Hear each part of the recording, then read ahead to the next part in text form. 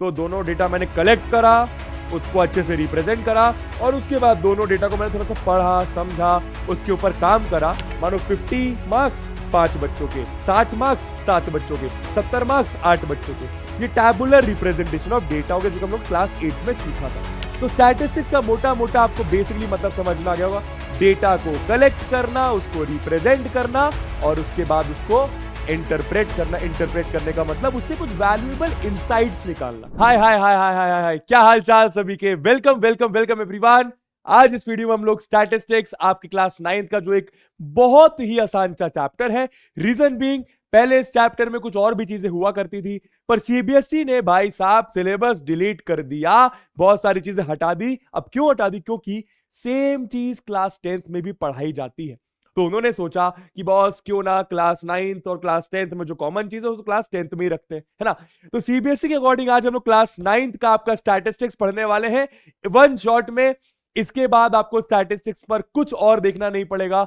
ये 1 घंटे में आपको मैं पूरा स्टैटिस्टिक्स बेसिक से एडवांस तक एकदम क्लियर कर दूंगा बॉस। स्टार्ट करते हैं। बहुत बहुत स्वागत है आपका वन शॉट ऑफ स्टैटिस्टिक्स वाले लेक्चर में, ठीक है। तो सबसे पहले टॉपिक्स टू बी कवर्ड के बारे में बात करें तो topic to be covered boss बहुत सिंपल चीजें, हम लोग 2-3 तरीके के ग्राफ्स के बारे में पढ़ने वाले, ठीक है। देखो भाई, सबसे पहले मैं आपको स्टैटिस्टिक्स की एक बेसिक डेफिनेशन बताता हूं, ठीक है। स्टैटिस्टिक्स में हम लोग क्या करते हैं? डेटा का कलेक्शन करते हैं। कलेक्शन करने के बाद उसको अपन लोग अरेंज करते हैं, उसका रिप्रेजेंटेशन करते हैं और उसके बाद हम लोग उसको इंटरप्रेट करते हैं। कहने का मतलब क्या भाई, मानो मेरे पास दो स्कूल्स हैं, ठीक है। मानो एक सागर पब्लिक स्कूल है, एक दिल्ली पब्लिक स्कूल है, समझ में आया। अब मेरे को इन दोनों स्कूल्स में से बच्चों को सेलेक्ट करना है, ठीक है। या तो इस स्कूल की सेलेक्ट करूंगा या तो इस स्कूल के बच्चे सेलेक्ट करूंगा ऑन द बेसिस ऑफ कि वो अपने एकेडमिक में कैसे मार्क्स स्कोर कर रहे हैं। समझ में आया? क्लियर हुआ? क्योंकि भाई इन दोनों स्कूल्स में से मुझे किसी एक स्कूल को सिलेक्ट करके ओलंपियाड में भेजना है, तो जाहिर सी बात है जो मानो मानो मानो मैथ्स ओलंपियाड में भेजना है, तो जाहिर सी बात है दोनों स्कूल के मैं मैथ्स के मार्क्स देखने वाला हूं स्टूडेंट्स के। समझ में आया? मैंने इसके डेटा कलेक्ट करा, मतलब मार्क्स कलेक्ट करे, मतलब मैंने डेटा इंफॉर्मेशन कलेक्ट करी। यहां पर भी डेटा यानी इंफॉर्मेशन कलेक्ट करी। अब इन दोनों इंफॉर्मेशन को थोड़ा सा मैंने इधर उधर करके लिखा। इधर उधर करके मतलब अच्छे से लिखा। अच्छे से लिखने का मतलब इस तरीके से लिखा कि वो मेरे को उससे कुछ वैल्यूएबल इनपुट्स बहुत इजीली मैं निकाल पाऊं। तो दोनों डेटा मैंने कलेक्ट करा, उसको अच्छे से रिप्रेजेंट करा और उसके बाद दोनों डेटा को मैंने थोड़ा सा पढ़ा, समझा, उसके ऊपर काम करा, है ना। और उसके बाद मैंने डिसाइड करा कि बॉस सागर पब्लिक स्कूल के बच्चे एकदम होशियार लग रहे हैं, ज्यादा मार्क्स स्कोर कर रहे हैं, कंसिस्टेंट मार्क्स स्कोर कर रहे हैं, तो इनको उठा लेता हूं। तो समझ में मोटा मोटा हम लोग स्टैटिस्टिक्स में करते हैं क्या है। अब आप लोग को एक रियल लाइफ एग्जांपल देता हूं, ठीक है। आप लोग YouTube चलाते होंगे, कभी आप ऑब्जर्व करना, मानो आज आपने YouTube पे भुवन बाम के 3-4 वीडियोस देखे, आपने फोन रख दिया, कल आप सुबह उठे, आपने फिर से अपना फोन खोला, YouTube खोला, आप अगर नोटिस करोगे तो आपको YouTube के सामने से सजेशन आता है कि भाई लीजिए ये भुवन बाम के 3-4 वीडियोस और देखिए। होता है कि नहीं होता? ऐसा क्यों होता है? क्योंकि भाई पीछे मानो इंस्टाग्राम है तो पीछे कोई बैठा है या फिर यूट्यूब पे कोई बैठा है पीछे, जो आपके बिहेवियर को ऑब्जर्व कर रहा है। आप उनको डेटा दे रहे, आप उनको इंफॉर्मेशन दे रहे अपनी, और वो इंफॉर्मेशन को कलेक्ट करके, एनालाइज करके, इंटरप्रेट करके ये पता लगा रहे कि बॉस तेरे को ना इस तरीके के वीडियोस देखना पसंद है। क्योंकि अगर तेरे को इस तरीके के वीडियोस दिखाए तो तू यूट्यूब पर ज्यादा समय अपना वेस्ट करता है और उनको वही चाहिए चपड़ा गंजू। समझ में आए? तो स्टैटिस्टिक्स का मोटा मोटा आपको बेसिकली मतलब समझ में आ गया होगा। डेटा को कलेक्ट करना, उसको रिप्रेजेंट करना और उसके बाद उसको इंटरप्रेट करना। इंटरप्रेट करने का मतलब उससे कुछ वैल्यूएबल इनसाइट्स निकालना कि डेटा कहना क्या चाह रहा है, डेटा बताना क्या चाह रहा है, डेटा बोल क्या रहा है, ठीक है। बट एनीवे, अच्छा अब इस चैप्टर में हम लोग करने क्या वाले, ठीक है। बहुत सिंपल सी चीजें कुछ है ना। अच्छा, सबसे पहले दोस्तों हम लोग 3 ग्राफ्स के बारे में पढ़ेंगे। सिंपल सी बात है, अगर मैं मानो डेटा यहां पे लिख देता हूं, डेटा यहां पर मैं पैराग्राफ के फॉर्म में या फिर नंबर फॉर्म में लिख देता हूं, तो उसको देखने में उतना अच्छा नहीं लगता। और चलो आप तो एजुकेटेड हो भाई, पढ़ाई लिखाई कर रहे हो, मैं भी चलो भैया टीचर वीचर बन गया तो एजुकेटेड है, ठीक है। पर मानो भाई कोई इंसान है जो एजुकेटेड नहीं है, वो इस डेटा को समझ नहीं पाएगा ना। सोच के देखो, अगर मैं डेटा नॉर्मली लिख दूं कि भाई 50, 55, 56 और उसके नीचे कुछ कुछ डाल दूं कि भाई ये 60 स्टूडेंट के मार्क्स हैं, तो एक नॉर्मल आदमी इसको समझ नहीं पाएगा, पर उसको इंटरेस्ट नहीं आएगा, हाँ या ना। तो डेटा को लेकिन अगर मैं ग्राफिकल फॉर्म में दूं, डेटा को अगर मैं ग्राफिकल फॉर्म में दूं, कहने का मतलब कुछ ऐसा, कहने का मतलब कुछ ऐसा। तो एक नॉर्मल आदमी, भाई आप और हम तो समझ ही सकते हैं, पर एक नॉर्मल आदमी को ये डेटा समझ भी आता है प्लस इंटरेस्टिंग भी लगता है, हाँ या ना? क्लियर हुआ? तो डेटा को हम लोग इसीलिए ग्राफिकल रिप्रेजेंटेशन देते हैं। क्या देते हैं? डेटा की मदद से हम लोग ग्राफिकल रिप्रेजेंटेशन करते हैं, सो दैट एक नॉर्मल इंसान को वो इंटरेस्टिंग भी लगे और समझ भी आए और उससे वो वैल्यूएबल इंसाइट्स निकाल पाए। क्लियर हुआ? तो बस चैप्टर में हम लोग सिर्फ और सिर्फ 3 तरह के ग्राफ के बारे में पढ़ने वाले हैं, बार ग्राफ, हिस्टोग्राम और फ्रीक्वेंसी पॉलीगॉन। आइए शुरू करते हैं, ठीक है? चलिए, तो सबसे पहले रीड कर लो भाई क्या लिखा हुआ है इन द प्रीवियस क्लास, मतलब भाई पुरानी क्लास, क्लास 8 वगैरह में, ठीक है? We have studied how to arrange the given data in tabular form. हम लोगों ने ये देखा था कि डेटा को टैबुलर फॉर्म में रिप्रेजेंट करना है ना भाई। यहां पे मानो नंबर लिखे हैं बच्चों के, और यहां पर ये लिखा है कि मानो 50 मार्क्स 5 बच्चों के, 60 मार्क्स 7 बच्चों के, 70 मार्क्स 8 बच्चों के। ये टैबुलर रिप्रेजेंटेशन ऑफ डेटा हो गया, जो कि हम लोग क्लास 8 में सीखा था, ठीक है भाई? But tabular representation of data is very useful in summarizing the raw data and presenting them in a systematic manner. भाई टैबुलर रिप्रेजेंटेशन अच्छा तो है, टैबुलर रिप्रेजेंटेशन अच्छा तो है, लेकिन the tabular representation of data do not always prove to be very interesting to the common man. जैसे कि मैंने बताया, अगर आप टेबल फॉर्म में डेटा दोगे तो अच्छा तो लगता है, आसान तो लगता है पढ़ने में, समझ भी आता है, लेकिन उतना इंटरेस्टिंग नहीं है कॉमन मैन के लिए, ठीक है? One of the most appealing and convincing ways of presenting the data is through pictures and graphs, because graphs or picture if drawn attractively are eye catching and make unwidely data easily intelligible। समझ में आ रहा है? ठीक है भाई, data को interesting बनाने के लिए उसको ग्राफ और पिक्चर फॉर्म में दिखाया जाए तो आनंद आएगा कि नहीं आएगा? बिल्कुल आएगा। तो 3 तरीके के ग्राफ के बारे में पढ़ेंगे, बार ग्राफ, हिस्टोग्राम और फ्रीक्वेंसी पॉलीगॉन। आइए शुरू करते हैं बार ग्राफ से, है ना? तो बेसिकली दोस्तों बार ग्राफ में क्या होता है आपको कुछ बताता हूं, ठीक है? ओ भाई साहब इतना मोटा पेन क्यों है? ठीक है, जरा ध्यान देना, ठीक है दोस्तों? बार ग्राफ में ये बार का मतलब होता है रेक्टेंगल्स। बार ग्राफ में ये बार का मतलब होता है रेक्टेंगल्स, ठीक है? अब आप सब मुझे बताएं, रेक्टेंगल में 2 चीजें होती है, एक तो रेक्टेंगल की लेंथ होती है और एक रेक्टेंगल की ब्रेड्थ होती है। समझ में आया भाई? अब समझो, अगर मानो रेक्टेंगल ऐसा है तो उसकी लेंथ और ब्रेड्थ कहूंगा, पर मानो अगर रेक्टेंगल ऐसा है तो उस केस में मैं रेक्टेंगल की लेंथ को उसकी हाइट कहता हूं। कोई दिक्कत तो नहीं? समझ जाओगे ना? बहुत बढ़िया। तो रेक्टेंगल में 2 चीजें होती है, लेंथ, हाइट कह लो या फिर उसको ब्रेड्थ कह लो, ब्रेड्थ या फिर विड्थ कह लो। समझ में आया? 2 चीजें होती हैं, क्लियर हुआ? अच्छा, रेक्टेंगल की लेंथ बार ग्राफ में क्या बताती है? बहुत इजी, रेक्टेंगल की लेंथ आपको बताती है फ्रीक्वेंसी। रेक्टेंगल की लेंथ आपको क्या बताती है? फ्रीक्वेंसी। फ्रीक्वेंसी का मतलब क्या? कितने टाइम वो ऑब्जर्वेशन अकर कर रहा है, कितनी बार वो ऑब्जर्वेशन डेटा में आ रहा है। फॉर एग्जांपल, मानो टैबुलर रिप्रेजेंटेशन में अगर मैं 50 मार्क्स के आगे लिखता हूं, अगर मैं 50 मार्क्स या आपके एक्सआई की वैल्यू या फिर आपके मार्क्स की वैल्यू, जरा ध्यान देना 2 मिनट, है ना? या आपके मार्क्स की वैल्यू 50, 60, इसकी फ्रीक्वेंसी 50 की फ्रीक्वेंसी 5, 60 की 7, इसका मतलब क्या? 50 मार्क्स 5 स्टूडेंट क्या है, 60 मार्क्स 7 स्टूडेंट्स क्या है। तो ऑब्जर्वेशन कितनी बार डेटा में आता है, ऑब्जर्वेशन कितनी बार डेटा में आता है, उसको मैं उसकी फ्रीक्वेंसी कहता हूं। तो भैया रेक्टेंगल आपका लेंथ और ब्रेड्थ होता है ना? लेंथ आपकी रेक्टेंगल की क्या बताती है बार ग्राफ में? Frequency of the observation. और ब्रेड्थ क्या बताती है दोस्तों? ब्रेड्थ आपकी यहां पर सेम रहती है, ब्रेथ यहां पे आपकी सेम रहती है। क्या बात समझ में आई? आइए एक क्वेश्चन समझते हैं। क्वेश्चन क्या दिया? In a particular section of class 9 40 students were asked about the month of their birth and the following graph was prepared for the data so obtained. मैं क्लास 9 पे गया, क्लास 9 के बच्चों से मैंने पूछा, 40 बच्चों से मैंने पूछा उनका बर्थ मंथ, मतलब कौन कौन से महीने में पैदा हुआ, कोई फरवरी में, कोई जनवरी में, कोई मार्च में, कोई अप्रैल में, है ना?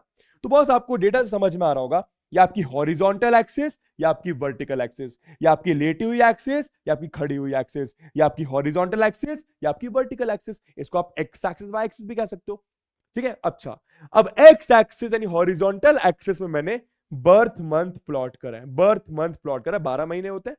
और वाई एक्सिस में मैंने फ्रीक्वेंसी यानी नंबर ऑफ स्टूडेंट्स, फ्रीक्वेंसी यानी नंबर ऑफ स्टूडेंट्स प्लॉट करें। तो मैं समझ में आ रहा होगा जनवरी के महीने में मैंने एक रेक्टेंगल बनाया।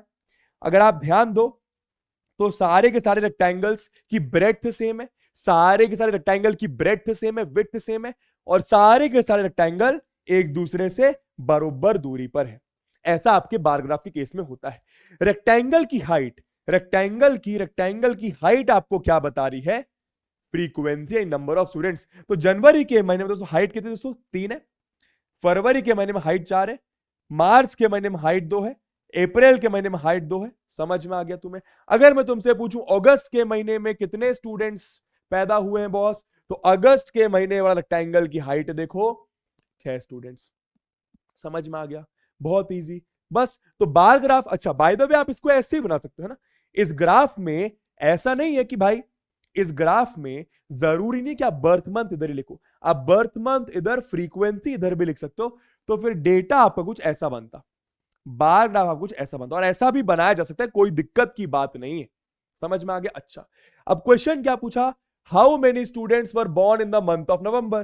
तो नवंबर के महीने में कितने स्टूडेंट्स ने जन्म लिया भैया? नवंबर के महीने वाले रेक्टेंगल की अगर आप हाइट देखेंगे तो 4 स्टूडेंट ने। समझ में आया? 4 स्टूडेंट्स ने। ठीक है। In which month were the maximum number of students born. कौन से महीने में सबसे ज्यादा स्टूडेंट्स ने जन्म लिया है?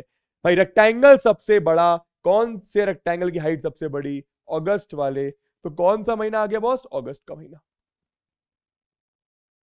समझ में आया? यस गुरुजी समझ आया। तो पेन चेंज करते हैं, मजा नहीं आ रहा इस पेन में। क्लियर हुआ? ठीक है। तो ये आपका बार ग्राफ, आप सारी बातें समझ गए। बार ग्राफ में बार मतलब रेक्टेंगल, रेक्टेंगल की लेंथ और ब्रेड्थ होती है, ब्रेड्थ आपके बार ग्राफ में सेम होगी हमेशा, रेक्टेंगल की लेंथ आपको फ्रीक्वेंसी बताती है। आई होप आपको सारी बातें क्लियर। एक बार ग्राफ हम लोग बना लेते हैं, है ना? बहुत आसान है, बहुत आसान है। क्या बोला? A family with a monthly income of rupees 20,000 had planned the following expenditures per month under various heads। दोस्तों इसको बोलते हैं टैबुलर रिप्रेजेंटेशन। डेटा को हमने टैबुलर रिप्रेजेंटेशन दे दिया। तो मतलब क्या है बॉस? भाई एक फैमिली है जिसके पास टोटल 20,000 रुपए, आप ऐसा समझिए, है ना, खर्चा करने के लिए। ठीक है। अब वो 20,000 रुपए में से खर्चा कैसे कर रहे हैं? ग्रोसरी पर 4,000 रुपए खर्च कर रहे हैं, रेंट पर 5,000 रुपए खर्च हो रहा है, एजुकेशन, बच्चों के, भैया बच्चों को पढ़ाना बढ़ाना पड़ता है, हाँ 5,000 रुपए खर्च होता है, जो पढ़ते नहीं है बच्चे, हाँ। मेडिसिन में 2,000 रुपए खर्च हो रहा है, फ्यूल में 2,000 रुपए खर्च हो रहा है, एंटरटेनमेंट, कभी बोर हो जाए तो मूवी वगैरह देखना है, गेम वगैरह खेलने जाना है बाहर, तो 1,000 रुपए उस पर खर्च हो रहा है, और मिसलेनियस खर्चा भी 1,000 रुपए का है, मतलब आलतू जुलतू खर्चा हो जाता है ना कभी कभी भाई, है ना, वो 1,000 रुपए का है। तो 20,000 रुपए इस तरीके से फैमिली खर्च कर रही है। अपन को बार ग्राफ की मदद से इस डेटा को शो करना है। कैसे करेंगे? कैसे करेंगे? बहुत ही आसान। सबसे पहले क्या करो बॉस, आप एक वर्टिकल एक्सिस बना लो, आप एक वर्टिकल एक्सिस बना लो, और आप एक हॉरिजॉन्टल एक्सिस बना लो। समझ में आया? आप किसी भी एक्सिस में कोई भी चीज दे सकते हैं, कोई फर्क नहीं पड़ता। मानो एक्स एक्सिस में मैंने हेड्स ले लिए, grocery, rent, education of children, है ना। मान लो यहां पे मैंने ग्रोसरी ले लिया, ग्रोसरी, यहां पे रेंट, यहां पे education of children, EOC, education ले लो भाई, ई, है ना। फिर मेडिसिन, फ्यूल, एंटरटेनमेंट, फिर आपका मेडिसिन, फ्यूल, एंटरटेनमेंट, और यहां पर आपका मिसलेनियस खर्चा। ये दोस्तों आपका मिसलेनियस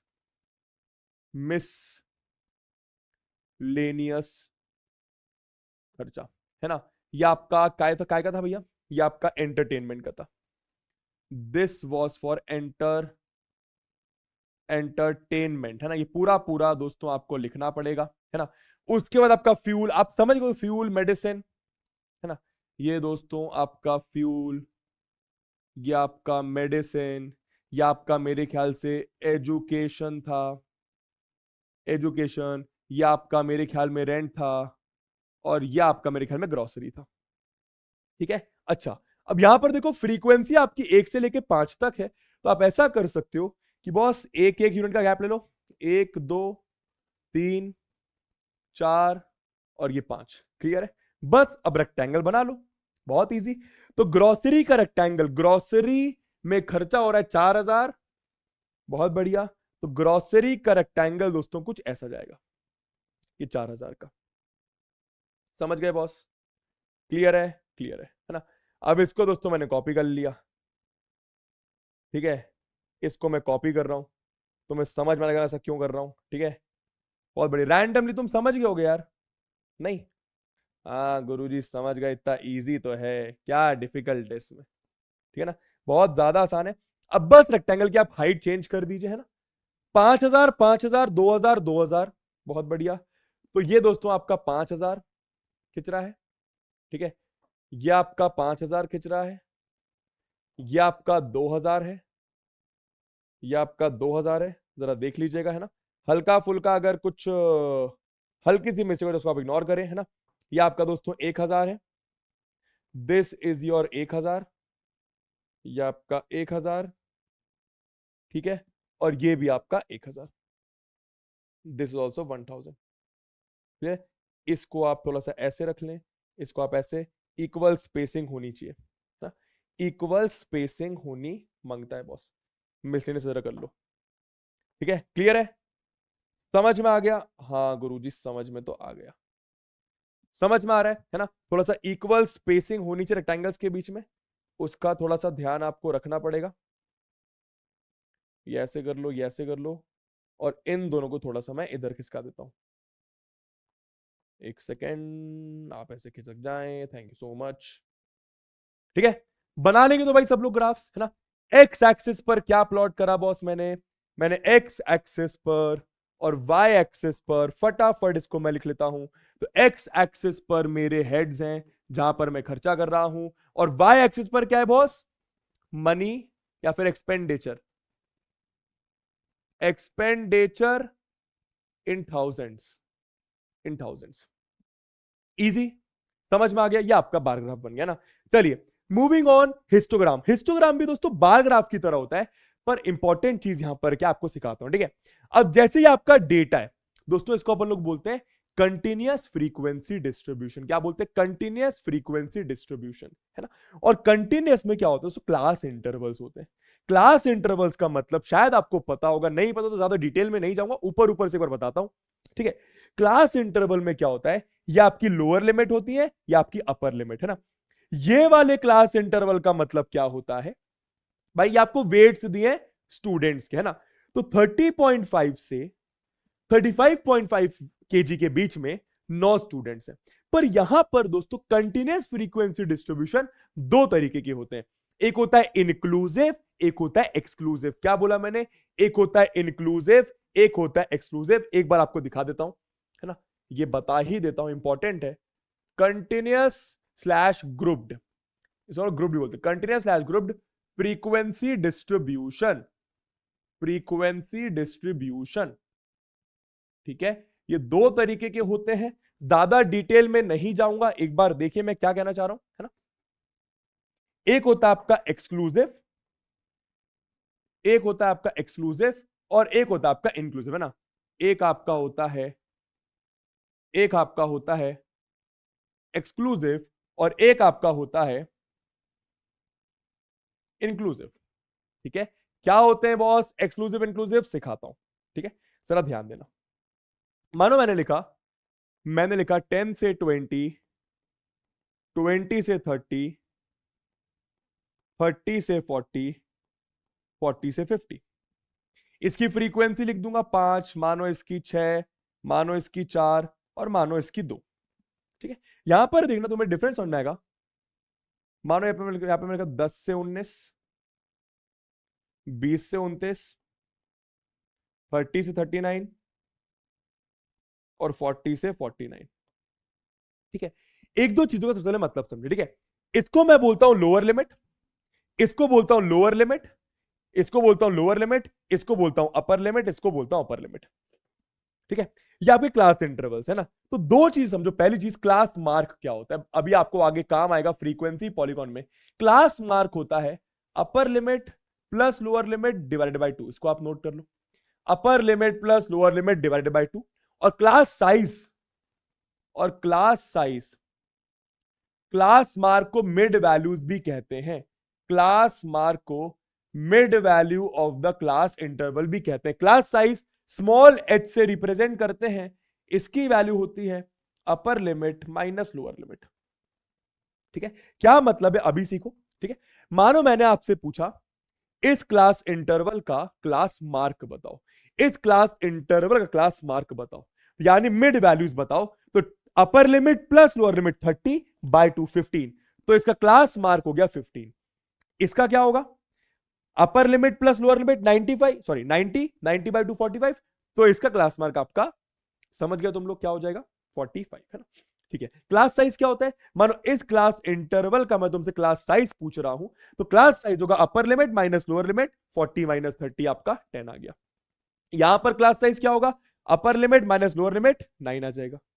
क्लियर हो गई वो दो बेसिक बातें, बहुत बढ़िया। अब सुनो, अब एक चीज नोटिस करो, यहां पर क्या है, 20 यहां पे अपर लिमिट है, तो नेक्स्ट वाली की लोअर लिमिट भी 20 है। 30 यहां पे अपर लिमिट है, तो नेक्स्ट वाली की लोअर लिमिट भी 30 है। 40 यहां पे अपर लिमिट है, तो नेक्स्ट वाली की लोअर लिमिट भी 40 है। मतलब जो इसकी अपर लिमिट वो इसकी लोअर लिमिट, जो इसकी अपर लिमिट वो अगले वाले की लोअर लिमिट, जो इसकी अपर लिमिट वो अगले वाले की लोअर लिमिट। पर यहां पर क्या है, जो इसकी अपर लिमिट वो अगले वाले की लोअर लिमिट नहीं है, जो इसकी अपर लिमिट वो अगले वाले की लोअर लिमिट नहीं है, जो इसकी अपर लिमिट वो अगले वाले की लोअर लिमिट नहीं है।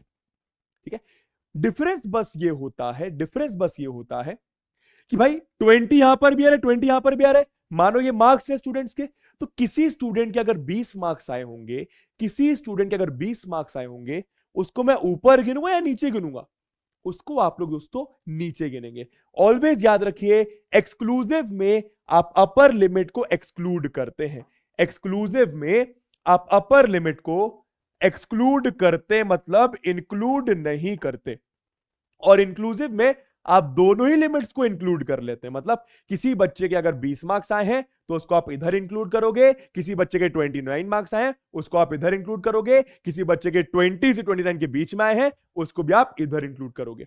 अब बेसिक मतलब क्या, एक बार सुनो आराम से समराइज करता हूं, ठीक है। इसका मतलब किसी बच्चे के 10 मार्क्स आए होंगे या 10 से 20 के बीच में मार्क्स आए होंगे, उसको मैं इधर इंक्लूड करूंगा 5 स्टूडेंट्स में से। किसी बच्चे के 20 मार्क्स आए होंगे या 20 और 30 के बीच में आए होंगे, उसको मैं इधर इंक्लूड करूंगा। किसी बच्चे के 20 आए होंगे, 29 आए होंगे या इन दोनों के बीच में आए होंगे, किसी बच्चे के 30 आए होंगे, 39 आए होंगे, इन दोनों के बीच में आए होंगे, उनको आप इधर इंक्लूड करेंगे। तो एक्सक्लूसिव में बस आप अपर लिमिट को एक्सक्लूड करते, इंक्लूड नहीं करते। इंक्लूसिव में आप दोनों को ही इंक्लूड कर लेते हैं। सबसे इंपॉर्टेंट बात, क्वेश्चन करने के लिए आपको इंक्लूसिव को क्वेश्चन करने के लिए आपको इंक्लूसिव को एक्सक्लूसिव में कन्वर्ट करना पड़ता है, आपको इंक्लूसिव को एक्सक्लूसिव में कन्वर्ट करना पड़ता है। ठीक है, और ये कैसे करते हैं अगर आगे क्वेश्चन आएगा तो मैं तुम्हें सिखा दूंगा। समझ में आया? चलिए आगे चलते हैं, इंपॉर्टेंट टॉपिक बात करते हैं ना। अब हिस्टोग्राम तो तुम समझ गए, ये कैसा डेटा जल्दी बताओ, कंटीन्यूअस फ्रीक्वेंसी डिस्ट्रीब्यूशन है, ये बताओ ये एक्सक्लूसिव है या इंक्लूसिव है। तुम्हें समझ में आ रहा होगा, जो अपर लिमिट इसकी वो लोअर लिमिट इसकी, जो अपर लिमिट इसकी वो लोअर लिमिट इसकी, तो ये आपका एक्सक्लूसिव डेटा है। डेटा का मतलब क्या, किसी बच्चे का वेट अगर 30.5 kg होगा या फिर 30.5 और 35.5 के बीच में होगा, ऐसे 9 बच्चे हैं। डेटा तुम समझ गए, क्लियर है, बहुत बढ़िया। क्या बोला, अच्छा अब दोस्तों मानो अगर इसको मैं ऐसे रिप्रेजेंट कर देता हूं, इसको बोलता हूं मैं हिस्टोग्राम। हिस्टोग्राम में रेक्टेंगल्स के बीच में गैप नहीं होता, हिस्टोग्राम में रेक्टेंगल्स के बीच में गैप नहीं होता, क्लियर है। हिस्टोग्राम में रेक्टेंगल्स के बीच में गैप नहीं होता, प्लस रेक्टेंगल की लेंथ आपको फ्रीक्वेंसी ही बताती है, लेकिन रेक्टेंगल की विड्थ हो सकता है सेम है, हो सकता है सेम नहीं है। समझ में आए? हिस्टोग्राम सिर्फ और सिर्फ तभी बनता है जब डेटा आपका कंटिन्यूअस है या फिर ग्रुप्ड है। डेटा मतलब आपका बेसिकली क्लास इंटरवल वाला है। अगर डेटा आपका क्लास इंटरवल वाला है तो आपका हिस्टोग्राम बनाना आपको याद रखिए। कैसे बनाएंगे, 30.5, 35.5, 40.5, 45.5, ये आप दोस्तों यहां पे लिख दीजिए। ठीक है, 30.5, 35.5, 40.5, 5 का गैप आपको दिखाई दे रहा होगा। आपने वाई एक्सिस पर अपना वेट प्लॉट कर लिया, सॉरी एक्स एक्सिस पर आपने अपना वेट प्लॉट कर लिया, हॉरिजॉन्टल एक्सिस पर वाई एक्सिस पर फ्रीक्वेंसी प्लॉट करी। तो वाई एक्सिस पर दोस्तों आपने फ्रीक्वेंसी, अब कैसे समझ में आया, दो का गैप लेना है। देखो सबसे छोटी वैल्यू 1, सबसे बड़ी वैल्यू 12, तो क्योंकि मेरे पेज में आ जाए तो मैंने दो का गैप ले लिया। समझ में आया? अब 30.5 से इसका मतलब क्या आपको समझाऊंगा। 30.1 आप देखो, एक आपको बना के भी दिखाऊंगा, तुम टेंशन मत लो, पहले इधर देखो ना। 30.5 35.5 के बीच में कितने बंदे हैं भाई, कितने बंदे भाई, 9 बंदे। तो बस इस रेक्टेंगल की हाइट आपको दिख रही होगी 9 है। ठीक है। 40.5 से 45.5 के बीच में तुम्हें दिख रहा हो कितने बंदे हैं बॉस, कितने बंदे बॉस, 15 बंदे। देखो इसकी हाइट 40, 15 की 12, 15 की 12, कुछ यहां पे गलत दिया हुआ है क्या, एक सेकेंड। इसकी हाइट तो दोस्तों यहां पे आपको 15 दिखाई दे रही है, ठीक है, ठीक है। तो यहां पे क्यों 12 लिखा हुआ है, एक बार चेक कर लेते हैं। 9 + 6 15, 15 + 15 अगर हो तो 30, 33, 34, 36, 15 होगा। This will be 15, this will be 15। Clear है बात, चलिए चेक कर लेते हैं। 45.5 से 50.5 दोस्तों 3 लोग, एकदम सही है ना। ये तुम्हारा, ये तुम्हारा कितने बंदे हैं, ये तुम्हारा एक बंदा दिखाई दे रहा है मेरे को, है ना। देखो एक बंदा, ये बहुत बढ़िया। और फिर लास्ट वाला तुम्हारा 2 बंदा, तो 55.5 से 60.5 तक आपके 2 बंदे। क्लियर है बात, ठीक है। 55.5, 60.5। तो डेटा तुमने प्लॉट कर लिया, वेट तुमने हॉरिजॉन्टल एक्स एक्सिस पर, फ्रीक्वेंसी तुमने वाई एक्सिस पर, तुम्हें क्लियर हो गया होगा, ठीक है। समझ में आ रहा है, बहुत बढ़िया। अब दोस्तों इसका मतलब क्या है, इसका मतलब क्या है, इसको बोलते हैं किंक, इसको बोलते हैं किंक। तो किंक को हम लिख देते हैं पिंक में, इसको बोलते हैं दोस्तों हम लोग किंक, क्या बोलते हैं, किंक। अब किंक का मतलब क्या होता है बेसिकली समझना। अगर मैं आपसे पूछूं, ये लेंथ शायद तुम्हें दिखाई दे रही होगी 5 यूनिट की, ये भी तुम्हें 5 यूनिट दिखाई दे रहा होगा, ये भी तुम्हें 5 यूनिट दिखाई देगा, मतलब इतना आपका 5 यूनिट रिप्रेजेंट कर रहा है, इतना आपका 5 यूनिट रिप्रेजेंट कर रहा है भाई, इतना। अब ये भी तो 5 यूनिट ही दिखाई दे रहा है, पर 0 से 30.5, तो 30.5 यूनिट्स है। सोच के देखो भाई, एक्चुअली में ये 5 यूनिट्स के हैं, पर क्योंकि यहां से आपने 0 से डायरेक्ट बहुत लंबा जंप लिया है, तो उसको आप एक किंक से डिनोट करते हैं। क्लियर हुआ, समझ में आया, बहुत बढ़िया। एक क्वेश्चन हम लोग करते हैं एक बार। सबसे पहले ये बताओ, क्लास इंटरवल वाला डेटा, डेटा क्या कह रहा है। डेटा में दोस्तों हम लोग कह रहा है, हम लोगों ने लेंथ ऑफ 40 लीव्स को नापा। कोई प्लांट होगा, उस प्लांट के 40 लीव्स को, पत्तियों को अपन ने नापा 1 मिलीमीटर, मतलब करेक्ट टू 1 मिलीमीटर, मतलब मिलीमीटर्स में नापा, बस आप ऐसा समझ लीजिए, ठीक है। और डेटा अपन को कुछ ऐसा मिला। सबसे पहले ये बताओ, ये आपका कंटिन्यूअस या फिर ग्रुप्ड क्लास इंटरवल वाला डेटा है, लेकिन ये बताओ ये एक्सक्लूसिव है या इंक्लूसिव है, ये एक्सक्लूसिव है या इंक्लूसिव है, तुम्हें समझ में आ रहा होगा। जो इसकी अपर लिमिट वो अगले वाले की लोअर लिमिट नहीं है, जो इसकी अपर लिमिट वो अगले वाले की लोअर लिमिट नहीं है, तो इसको आपको इंक्लूसिव में कन्वर्ट करना पड़ेगा। और वो कैसे करते हैं, आइए एक बार देखिए। इंक्लूसिव में दोस्तों कैसे कन्वर्ट करते हैं, एक बार जरा ध्यान दीजिएगा ना। आप क्या करते हो जरा ध्यान देना, ठीक है। इसकी अपर लिमिट और इसकी लोअर लिमिट देखते हो, या फिर इसकी अपर लिमिट इसकी लोअर लिमिट देखते हो। दोनों के बीच में डिफरेंस कितने का है, 1 का। इन दोनों के बीच में डिफरेंस 1 का है। जितने का भी डिफरेंस है, ये टीचर आपको रटवाता है। टीचर आपको डायरेक्ट बोलता है कि 0.5 लोअर लिमिट से माइनस कर दो, 0.5 अपर लिमिट से माइनस कर दो। अगर तुम्हारे टीचर ने तुम्हें ये बताया था, या तुम्हें किसी ने ये बताया था, एक बार कमेंट करके बताना कि हाँ आप सही कह रहे हो, ऐसा बताया था। आपको शायद बताया होगा कि लोअर लिमिट से 0.5 माइनस कर दो, अपर लिमिट में 0.5 प्लस कर दीजिए। पर एक्चुअली ऐसा नहीं होता। सिलेबस के हिसाब से ऐसा सही है, पर ऐसा क्यों होता है वो समझो। इन दोनों के बीच में जितने का डिफरेंस है 1, उसको आप 2 से डिवाइड कर दो, तो 1/2 0.5 आ गया, ठीक है। पर मानो अगर इन दोनों के बीच में 2 का डिफरेंस होता, इन दोनों के बीच में 2 का डिफरेंस होता, 2 को आप 2 से डिवाइड करते 1 आता, तो उस केस में फिर आप लोअर लिमिट से 1 माइनस करते, अपर लिमिट में आप 1 प्लस करते। समझ में आया क्या बोल रहा हूं मैं, बहुत बढ़िया। तो बस अगर आप इसमें 0.5 माइनस करोगे तो ये आपका 117.5 आएगा, और ये आपका 0.5 प्लस तो 126.5 आएगा।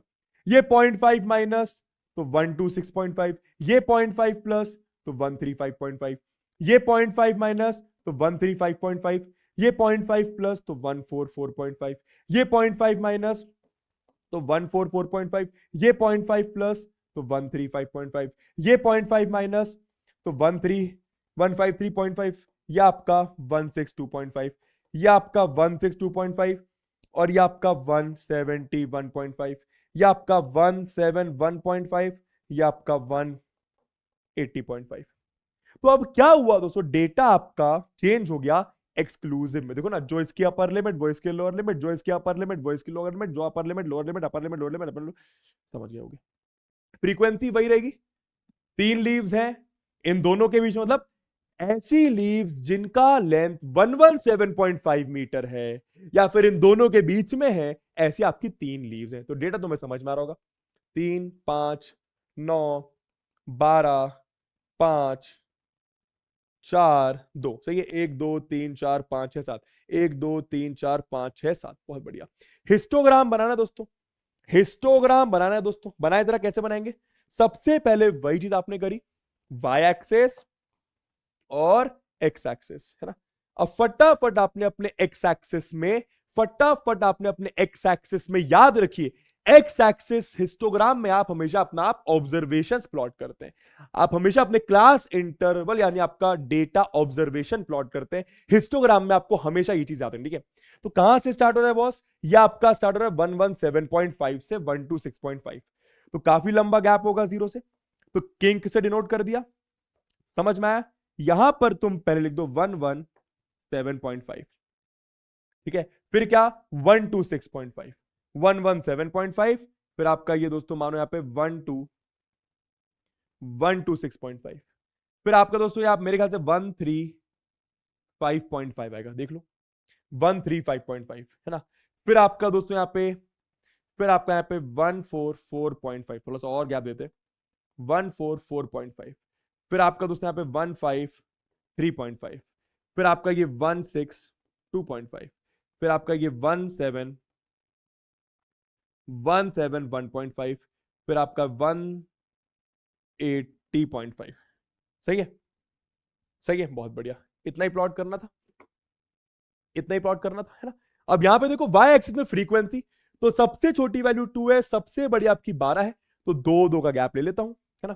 काम हो जाएगा 2, 4, 6, 8, 10, 12, 14। क्लियर है? यहां पर हम लोग क्या प्लॉट कर रहे हैं? यहां पर हम लोग फ्रीक्वेंसी यानी नंबर ऑफ स्टूडेंट्स, और यहां पर आपने सॉरी नंबर ऑफ लीव्स, और यहां पर आपका क्या? Length in millimetre. तो length in millimetre of leaves, और यहां पे आपकी फ्रीक्वेंसी नंबर ऑफ लीव्स, यहां पे आपकी दोस्तों नंबर ऑफ लीव्स। समझ में आ रहा है? मेरे ख्याल से आ रहा होगा, ठीक है। चलिए भी, है ना। देखो भाई, यही सब है भाई, यहां पे और कुछ है ही नहीं, यही करना पड़ेगा, ठीक है। चलो तो करते हैं बॉस। सबसे पहली जो आपकी फ्रीक्वेंसी 3, 5, 9, 12, 3, 5, 9, 12, तो इसकी लेंथ 3, ये आपकी 3। फिर ये दोस्तों आपकी 3, थोड़ा छोटा हो जा भाई,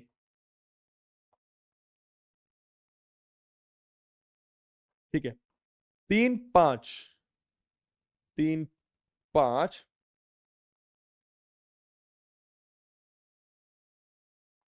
थोड़ा इसको अपन मोटा कर देते हैं,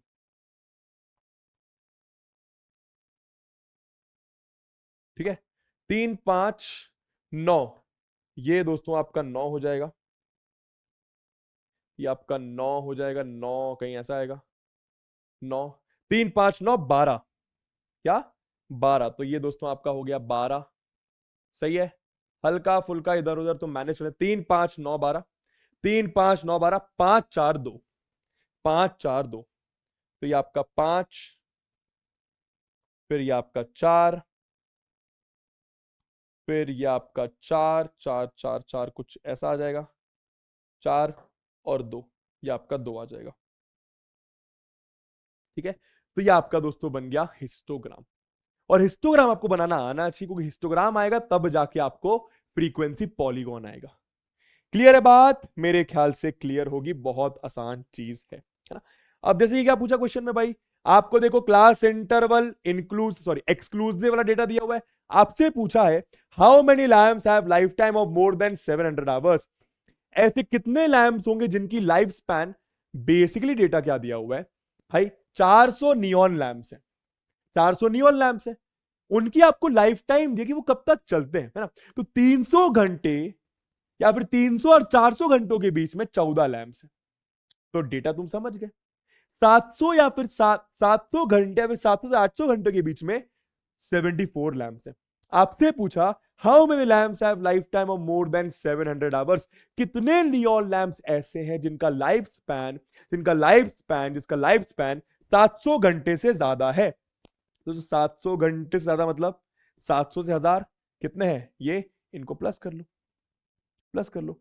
तो 70 प्लस 60 130, 136 प्लस 8 144, 184 आ जाएगा मेरे ख्याल से, 184 आ जाएगा। समझ में आया? मेरे ख्याल से आया। चलिए अब यार एक एक एक एक एक एक एक ये तो भाई मेरे ख्याल से आसानी है, ये तो मेरे ख्याल से आसानी है, ये खुद से कर लेंगे बॉस। देखो कितना आसान है ना। देखो भाई मार्क्स दिए 0 10 10 20। अब यहां पे ना एक चीज आप प्लीज ऑब्जर्व करें, डेटा कंटिन्यूअस है, क्लास इंटरवल वाला है, ग्रुप्ड भी कह सकते हैं, एक्सक्लूसिव है। इंपॉर्टेंट चीज देखो क्लास साइज सेम है कि नहीं, class size 10, class size 10, upper limit minus lower limit 10, 10 10 10 10 10 10, class size आपका 10 10 का है, एक्सक्लूसिव है, और फ्रीक्वेंसी आपको दी हुई है। आपको हिस्टोग्राम बनाना है, क्या हिस्टोग्राम आपका ऐसा ही नहीं बनेगा, चेक कर लो आप भाई। 4 10 16, 4 10 16, 22 20, चेक कर लो, ये आपका 22 दोस्तों ये ऊपर आएगा ना, 22 20 है ना, इसको अपन थोड़ा सा काला कर देते हैं ना, ये आपका ऊपर आएगा 22 20, तो 22 कुछ ऊपर तक ना, फिर आपका 20 सही है। उसके बाद 18 8 और 0, 18 8 और 0 है ना, तो ये आपका 18, फिर आपका 8 और फिर आपका 70 से 80 में तो 0 आ रहा है यार, 70 से 80 में तो 0 आ रहा है यहाँ पे। 100 स्टूडेंट से एक बार गिन लेते हैं दोस्तों ना, 14 30, सबको गिन रहा हूं, 30 32 52 72 90 98। दोस्तों ये 2 होगा यार, ये 2 होगा, शायद गलत लिखा हुआ है, एक बार फिर से चेक कर लेते हैं, ठीक है। 4 + 10 14, 30 52 72 90 98 और 2, ये आपका 2 होगा, ठीक है। देखो 2 है, समझ में आ गया? कुछ कुछ यहाँ पे प्रिंटिंग मिस्टेक, उसको आप माफ करिएगा। क्लियर हो गया बॉस? तो हिस्टोग्राम तो आप बनाना जानते हैं, बहुत आसान है मेरे लिए, मेरे ख्याल से आपके लिए, ठीक है। और देखो यहाँ पे कोई किंक नहीं है, क्यों? ये डिस्टेंस भी 10, ये भी 10, मतलब सब कुछ 10 10 है, जीरो से एक लंबा गैप नहीं है, तो किंक बनाने की जरूरत नहीं है। अब चलते हैं दोस्तों इंपॉर्टेंट चीज पर, एक लास्ट क्वेश्चन हिस्टोग्राम का। डिफरेंस यहां पर क्या, अगर आप नोटिस करें तो आपको दिख रहा होगा, आपको दिख रहा होगा काफी प्रिंटिंग मिस्टेक हो रही है भाई, यहां पे 10 से 15 आई है ना। चलो आपको एक चीज नोटिस में आ रही होगी, क्लास साइज 5 का, क्लास साइज 5 का, क्लास साइज 5 का, क्लास साइज 5 का, क्लास साइज 10 का, क्लास साइज 20 का, क्लास साइज 20 का। तो क्लास साइज चेंज हो रहा है, क्लास साइज चेंज हो रहा है, क्लास साइज चेंज हो रहा है, क्लास साइज चेंज हो रहा है। क्या बात समझ में आ रही है? हाँ गुरुजी बात समझ में आ रही है, ठीक है। अब जब क्लास साइज चेंज होता है तो आपको फ्रीक्वेंसी ना निकालकर एडजस्टेड फ्रीक्वेंसी निकालनी होती है। कैसे निकालते हैं सब सिखाऊंगा, लेकिन एक खास बात आप हिस्टोग्राम की नोट करें। ये मैं जो फ्री फोकड़े क्वेश्चन लेकर आया था, किसी रीजन की वजह से लेकर आया था दोस्तों। अगर मैं आपको बोलूं इस रेक्टेंगल का एरिया A1, इस रेक्टेंगल का A2, इस रेक्टेंगल का A3, इसका A4, इसका A5, इसका A6, इसका A7 और इसका A8, इसकी फ्रीक्वेंसी F1, इसकी फ्रीक्वेंसी F2, इसकी फ्रीक्वेंसी F3, इसकी फ्रीक्वेंसी F4, इसकी F5, इसकी F6, इसकी F7, इसकी F8। फ्रीक्वेंसी आप जानते हो, रेक्टेंगल की हाइट। अब आप लोगों से मेरा एक सवाल है, सर एक चीज नोटिस करना आप लोग, देखो बहुत इंटरेस्टिंग चीज है, ठीक है। अगर मैं आपसे पूछूं एरिया 1/F1 कितना आ रहा है, फिर आपसे पूछूं एरिया 2/F2 कितना आ रहा है, फिर आपसे मैं पूछूं एरिया 4/F4 कितना आ रहा है, या फिर रैंडमली आपसे पूछूं एरिया 7 फ्रीक्वेंसी 7 क्या आ रही है, निकाल के बताइए सर। रेशियो पूछ रहा हूं बेसिकली ना। तो एरिया कितना रेक्टेंगल का, ब्रेड्थ है 10, लेंथ है 4, तो लेंथ इंटू ब्रेड्थ, एरिया आपका 40 आ गया। फ्रीक्वेंसी क्या, रेक्टेंगल की हाइट आपकी फ्रीक्वेंसी होती है, 4 हो गई, तो बेसिकली आपका 10 आ गया। सर नोटिस करना मैं क्या कहना चाह रहा हूं, ठीक है। एरिया 2 दोस्तों, एरिया कितना, ब्रेड्थ और हाइट आपकी कितनी है, हाइट आपकी 10 है, तो 10 इंटू 10 100, तो एरिया आपका दोस्तों यहां पे 100 आ गया। फ्रीक्वेंसी क्या है, इस रेक्टेंगल की फ्रीक्वेंसी आपकी 10 है, 100/10 देखो फिर से 10 आ गया। नोटिस करना क्या हो रहा है, एरिया 4 देखो रैंडमली, तो एरिया 4 कितना आएगा, बेस आपका 10, हाइट आपकी 22, तो 22 इंटू 10 दोस्तों ये आपका 220 हो गया, 220, और फ्रीक्वेंसी 22 दोस्तों ये भी देखो 10 आ गया।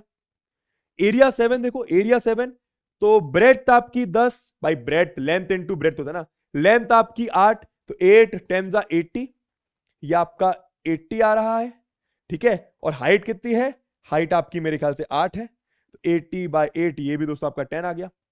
अब आप नोटिस करो हिस्टोग्राम में होता क्या है। हिस्टोग्राम में दोस्तों, हिस्टोग्राम में area upon frequency, area upon frequency, area of rectangle upon frequency बराबर होती है, बराबर होती है, मानो ये एरिया 8 अपॉन फ्रीक्वेंसी 8 बराबर होती है किसी सेम वैल्यू के, किसी सेम वैल्यू के जहां पे के आपका क्या है, के आपका नॉन जीरो है, मतलब जीरो नहीं है, नॉन जीरो कांस्टेंट है। समझ में आ रहा है मैं क्या बोल रहा हूं। हमेशा ऐसा होता है इंस्टाग्राम में, हमेशा, ऑलवेज ऐसा होता है, ऑलवेज ऐसा होता है। क्लियर हुआ। ऐसा मैंने क्यों बताया तुम्हें अभी क्लियर होगा। चलते हैं चैप्टर के वो क्वेश्चन में जो आपको पूछे जाने की 100% संभावना है। देखो यार, स्टैट्स में वैसे ही बहुत सारी चीजें डिलीट कर दी हैं, तो अगर ज्यादा से ज्यादा वो कुछ टिपिकल देंगे तो वो ये देंगे, ठीक है। डिफरेंस समझ गया, डिफरेंस क्या है बॉस, डिफरेंस है क्लास साइज का। इन दोनों में 5, इधर 5, इधर 5, इधर 10, इधर 20, इधर 20। तो क्लास साइज जब अलग अलग तो आपको एडजस्टेड फ्रीक्वेंसी निकालना पड़ता है, और वो कैसे निकालते हैं आइए तुम्हें सिखाता हूं। तो सबसे पहले तुमने बनाया टेबल, सबसे पहले तुमने बनाया टेबल, प्लीज ध्यान देना, फोकस करना, ठीक है। यहां पे तुमने दोस्तों वीकली वेजेस लिख दिए इन रुपीस, है ना। ये आपका 10 से 15, ये आपका 15 से 20, 20 से 25, 25 से 30, 30 से 40, 40 से 60, 60 से 80, 1 2 3 4 5 6 7, 1 2 3 4 5 6 7, ठीक है। दोस्तों फ्रीक्वेंसी क्या है, 7 9 8 5 12 12 और 8, ठीक है। अब हम निकालते हैं एडजस्टेड फ्रीक्वेंसी। क्या निकालते हैं, एडजस्टेड। ऐसा मैं क्यों करता हूं, सबका रीजन आपको अगले 5 मिनट में क्लियर हो जाएगा। एडजस्टेड फ्रीक्वेंसी मैं कैसे निकालता हूं, एडजस्टेड फ्रीक्वेंसी, ठीक है। एडजस्टेड फ्रीक्वेंसी में कैसे निकालता हूं, फॉर्मूला देखिए ये रहा। Adjusted frequency of a class, minimum class size upon class size into frequency of the class. तो जो भी मिनिमम क्लास साइज है, अब क्लास साइज आपका 5 भी है, 10 भी है, 15, 5 भी है, 10 भी है और 20 भी है। मिनिमम क्लास साइज क्या है, 5। तो सबसे ऊपर आपका मिनिमम क्लास साइज आता है, फिर आपका क्लास का साइज है तो उसकी फ्रीक्वेंसी आती है। तो सिंपल करके दिखाता हूं एक बार, ठीक है, ध्यान देना जरा, ठीक है। तो मिनिमम क्लास साइज कितना है, 5। तो यहां पे लिखा 5, छोटा कर देते थोड़ा सा पेन को, है ना। मिनिमम क्लास साइज 5, तो यहां पे लिखा 5 डिवाइडेड बाय क्लास साइज कितना है इसका, 5। तो 5/5 इंटू फ्रीक्वेंसी 7, तो ये आपका 7 ही आ गया। मतलब इस क्लास की एडजस्टेड फ्रीक्वेंसी 7 आ गया। ऐसा मैं क्यों कर रहा हूं, जब जब मैं लास्ट में बताऊंगा तुम्हें समझ में, तुम बस टेंशन मत लो, बस देखो मैं कर रहा हूं, ठीक है। मिनिमम क्लास साइज 5 ही है, क्लास का साइज यहां पर भी 5 ही है, फ्रीक्वेंसी 9, तो ये भी आपका 9। मतलब फ्रीक्वेंसी में कुछ एडजस्टमेंट हो ही नहीं रहा, क्योंकि जो आपका मिनिमम क्लास साइज है वही आपका इसका क्लास साइज भी है। सिमिलरली मिनिमम क्लास साइज 5, इसका क्लास साइज 5, ये आपका 8, तो ये आपका 8 ही आ गया। मिनिमम क्लास साइज 5, इस क्लास का साइज भी 5 इंटू 5, उसमें आपका 5 आ गया। मिनिमम क्लास साइज 5, इस क्लास का साइज 10 इंटू फ्रीक्वेंसी 12, तो 5 2 दोस्तों ये आपका 6 आ जाएगा। तो पहले फ्रीक्वेंसी 12 या फ्रीक्वेंसी एडजस्टेड फ्रीक्वेंसी 6 हो गई। Minimum class size 5, minimum class size 5, इसका क्लास का साइज 20, नीचे का भी 20 इंटू फ्रीक्वेंसी इसकी 12 इंटू फ्रीक्वेंसी इसकी 8, करो सॉल्व। तो 5 4 जा 4 3 जा, ठीक है, 5 4 जा 4 2 जा। तो एडजस्टेड फ्रीक्वेंसी आपकी ये आ गई। अब आप जब प्लॉट करते हो तो आप प्लॉट क्या करते हो, क्लास इंटरवल के साथ एडजस्टेड फ्रीक्वेंसी। ऐसा मैं क्यों बोल रहा हूं तुम्हें समझ में आएगा, तुम देखो, ठीक है। तो 10 से 80 तक जा रहे हैं, 10 से 80 तक जा रहे हैं, बहुत ध्यान से देखना, ठीक है। वाई एक्सेस, एक्स एक्सेस, हमेशा हिस्टोग्राम में एक्स एक्सेस या फिर हॉरिजॉन्टल एक्सेस में आप अपना ऑब्जर्वेशंस डालेंगे ना। दोस्तों ये आपका 0, मानो ये आपका 10 20 30 40 50 60 70 80 90। ठीक है, बहुत बढ़िया, है ना। अब यहां पे फ्रीक्वेंसी क्या है, सबसे मिनिमम 2, मैक्सिमम 9। तो तुम लोग एक एक या फिर दो दो का गैप ले सकते हो। चलो दो करता हूं, तो 2, 4, 6, 6, 8, 10, 12 बनाए हिस्टोग्राम। तो 7, 9, 8, 7, 9, 8, चलिए 7, 9, 8, 10 से 15 के बीच में, 7, 9, अच्छा यार ये 10 से दोस्तों 5, 5 का है ना यार, 5, 5 का भी तो 10 से 15, यहाँ पे गलती हो गई है, गलती हो गई।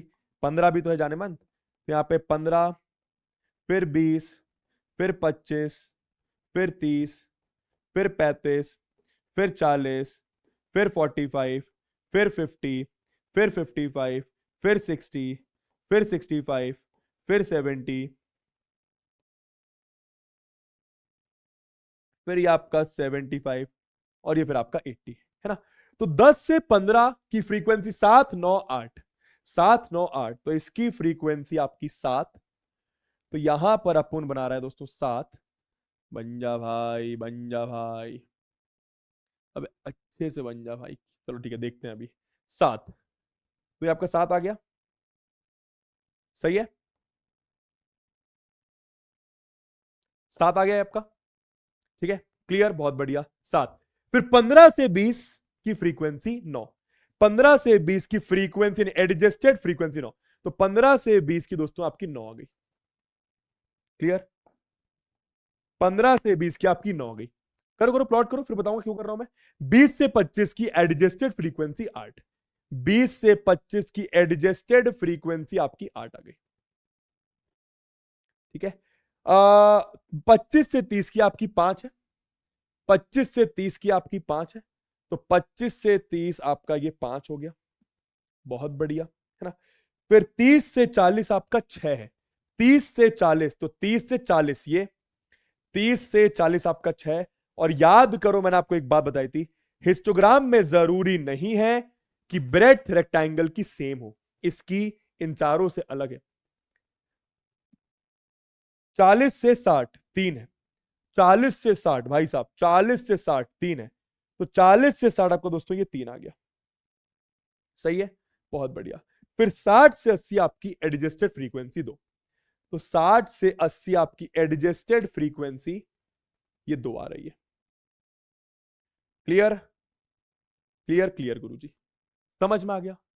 तो ये आपका हिस्टोग्राम इस तरीके से बनेगा। अब ऐसा क्यों करता हूं, सेम रीजन समझ, इसका एरिया A1, इसकी फ्रीक्वेंसी F1, फ्रीक्वेंसी की बात कर रहा हूं, एरिया A2 फ्रीक्वेंसी की बात करो, एडजस्टेड फ्रीक्वेंसी की बात नहीं कर रहा, है ना। एरिया A3 F3, मान एरिया A4 F4, मान एरिया A5 ये F5, मान एरिया A6 फ्रीक्वेंसी F6, मान एरिया A7 फ्रीक्वेंसी F7। अब सेम चीज आप देखिए, मैंने आपको बताया हिस्टोग्राम में एरिया और फ्रीक्वेंसी का जो रेशियो होता है वो कांस्टेंट होता है, यानी मैं ऐसा कह सकता हूं एरिया और फ्रीक्वेंसी हमेशा प्रोपोर्शनल होती हैं जब रेशियोज इक्वल होते हैं। भाई आपको दिख रहा होगा, तुम निकाल के देखो, A1 F1 फटाफट निकालो, फिर A2 F2 फटाफट निकालो, फिर A3 F3 फटाफट निकालो, फिर एक काम करो A7 F7 निकालो, जरा फटाफट निकालो कितना आएगा, ठीक है। अब आराम से फ्रीक्वेंसी, F मतलब फ्रीक्वेंसी, एडजस्टेड फ्रीक्वेंसी नहीं, फ्रीक्वेंसी, फ्रीक्वेंसी की बात कर रहा हूं। जो यहां पे रेक्टेंगल की हाइट है वो फ्रीक्वेंसी है, एडजस्टेड फ्रीक्वेंसी है, एडजस्टेड फ्रीक्वेंसी है, ठीक है। तो एरिया दोस्तों आपका इसका कितना आ जाएगा, 5, 5 इंटू 7 35, तो ये दोस्तों आपका 35 आ गया, ठीक है, आपका 35। और फ्रीक्वेंसी कितनी है, फ्रीक्वेंसी इसकी 7 ही है, ठीक है, तो फ्रीक्वेंसी 7, तो 7/35 अगर आप ध्यान दें, 7/35 दोस्तों अगर आप ध्यान दें, 7/35 कितना आ रहा है, 5 आ रहा है, समझ गए। एरिया 2/F2, तो एरिया 2 5, हाइट 9, 45, 45 अपॉन फ्रीक्वेंसी कितनी है 9, तो 45/9 देखो फिर से 5 आ रहा है। समझ में आया क्या बोल रहा हूं, समझ में आया बंटा है क्या बोल रहा हूं, समझ में आ रहा है क्या बनता है, क्या बोल रहा हूं? इधर लिख ले इसको, समझ में आ रहा है मैं क्या बोल रहा हूं? पक्का? ये देख 5 आ गई। ठीक है, अब एक काम कर, एरिया 7, एरिया 7 और फ्रीक्वेंसी 7 देख। तो एरिया 7 कितना है? ब्रेथ आपकी 20, लेंथ या फिर हाइट आपकी 2, तो 20 इंटू 2 40, तो ये 40। और फ्रीक्वेंसी कितनी है? फ्रीक्वेंसी दोस्तों 8 थी, फ्रीक्वेंसी 8 थी। ठीक है, देवी 5 आ रहा है। हिस्टोग्राम में एरिया और फ्रीक्वेंसी का जो रेशियो होता है वो हमेशा कांस्टेंट होता है किसी भी रेक्टेंगल का। और कांस्टेंट है कि रेशियो मतलब रेशियोज अगर इक्वल, भाई ये इसके बराबर, ये इसके बराबर, अगर रेशियो इक्वल तो उसको प्रोपोर्शन में कहता हूं। तो हिस्टोग्राम में एरिया और फ्रीक्वेंसी प्रोपोर्शनल होते हैं, समझ में आया? और इसी रीजन के कारण मैंने एडजस्टेड फ्रीक्वेंसी निकाली, सो दैट मेरी ये चीज वैलिड रहे। कौन सी चीज? कि एरिया और फ्रीक्वेंसी का रेशियो कांस्टेंट होता है। क्लियर हुआ? समझ में आया किस तरीके से करना है? हाँ गुरुजी समझ आ गया। ठीक है, चलिए आगे चलते हैं। फॉर्मूला तो बता दिया मैंने, है ना? आगे चलते हैं दोस्तों, फ्रीक्वेंसी पॉलीगॉन के बारे में बात करते हैं। अब क्लास मार्क का मतलब तो आपको पता है, ठीक है? फ्रीक्वेंसी पॉलीगॉन दो तरीके से बनाया जाता है, एक हिस्टोग्राम की मदद से, एक बिना हिस्टोग्राम के। मतलब आपको दिख रहा होगा, by using histogram, without using histogram. क्यों बनाते हैं फ्रीक्वेंसी पॉलीगॉन? जब आपको दो डेटा को या फिर उससे ज्यादा डेटा को कंपेयर करना होता है। अभी तुम्हें क्वेश्चन सिखाऊंगा अभी। जब तुम्हें दो डेटा को कंपेयर करना होता है तो तुम फ्रीक्वेंसी पॉलीगॉन बनाते हो। करना क्या होता है इसमें, जरा ध्यान देना। With using histogram, without using histogram. तो मानो आपका डेटा होगा, उसका मैंने हिस्टोग्राम बना दिया होगा। प्लीज फोकस करना, एक बार सीख गए मजा आ जाएगा, ठीक है? मैंने उसका हिस्टोग्राम बना दिया। अब ये लाइंस क्या है दोस्तों? यही आपका फ्रीक्वेंसी पॉलीगॉन है। कैसे बनाते हैं बताता हूं। सबसे पहली चीज, जो आपको क्लास इंटरवल दिया हुआ है उसके पहले वाला क्लास इंटरवल आप खुद से बनाए। जो आपको लास्ट क्लास इंटरवल दिया हुआ है उसके बाद वाला क्लास इंटरवल आप खुद से बनाए। समझ में आया? क्लियर? ठीक है, अभी आपको एग्जांपल दूंगा मैं। पहली बात। दूसरी बात क्या? क्लास इंटरवल का जो मिड पॉइंट है भाई, इन दोनों का मिड पॉइंट यानी क्लास मार्क ये होगा, इन दोनों का मिड पॉइंट ये होगा, या फिर ये कह सकते हो इन दोनों का मिड पॉइंट ये होगा, इन दोनों का ये होगा। समझ गए? यहां पर आप मिड पॉइंट और फ्रीक्वेंसी को प्लॉट करते हैं। मिड पॉइंट और फ्रीक्वेंसी को एग्जांपल से बताऊंगा। फिलहाल तुम ये समझो भाई, ये तुम्हारा हिस्टोग्राम है, ये तुम्हारा हिस्टोग्राम है। हिस्टोग्राम तो बनाना सबको आता है, बहुत बढ़िया। अब समझना, आपने क्या करा भाई, ये तो मैंने खुद क्रिएट करा। ऐसा मानो कि 25.5 और 30.5 के बीच में 0 लोग हैं, तो यहां पर एक पॉइंट आ जाएगा। समझ में आ रहा है? 30.5 और 35.5 के बीच में 9 लोग हैं, तो यहां पर एक पॉइंट बीच में, इसके बीच में, इसके बीच में, इसके बीच में, इसके बीच में, इसके बीच में। दोस्तों इन पॉइंट्स को अगर आप ज्वाइन कर देते हो तो इसको बोलता हूं मैं फ्रीक्वेंसी पॉलीगॉन यूजिंग हिस्टोग्राम। खास बात क्या होती है फ्रीक्वेंसी पॉलीगॉन की, अभी तुम्हें यही बता दूं, चलिए बताओ, ठीक है? अब पॉलीगॉन कैसा बन रहा है देखो, ऐसा। पॉलीगॉन मतलब एक ऐसा शेप, एक ऐसा सिंपल क्लोज्ड कर्व, एक ऐसा सिंपल क्लोज्ड कर्व जो लाइन सेगमेंट की मदद से बन रहा है, ये पॉलीगॉन है। ये पॉलीगॉन का जो एरिया होता है ना, ये पॉलीगॉन का जो एरिया होता है ना, वो हिस्टोग्राम के एरिया के बराबर होता है। ये नोट कर लीजिए, बहुत इंपॉर्टेंट बात। Area of polygon, area of polygon, area of polygon area of histogram के बराबर। हिस्टोग्राम का एरिया मतलब सारे रेक्टेंगल का area.